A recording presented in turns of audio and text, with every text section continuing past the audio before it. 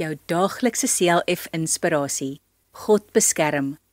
Josef het toe opgestaan, die kindjie en sy moeder geneem en na die land van Israel toe teruggegaan. Matteus 2 vers 21. Tydens Jesus se geboorte het koning Herodes die Grote die land regeer. Toe hy van Jesus se geboorte gehoor het, was hy bang en jaloers dat Jesus 'n groter koning as hy sou wees. Hy besluit toe dat in Bethlehem alle seentjies van 2 jaar en jonger doodgemaak moes word. God het egter vir Josef in 'n droom gewaarsku en hulle het na Egipte toe gevlug. Na die dood van daardie Herodes het Josef, Maria en Jesus teruggegaan en in die dorp Nasaret gaan woon. Dit was in God se plan dat Jesus moes groot word en die mense moes leer hoe om kinders van die Here te word.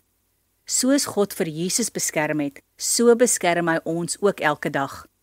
God het 'n plan met ons lewens. Daarom sal God ons leer en die pad wys wat ons moet gaan. Vra net elke dag dat die Here jou moet wys hoe om te lewe soos hy dit wil hê. Kom ons bid saam.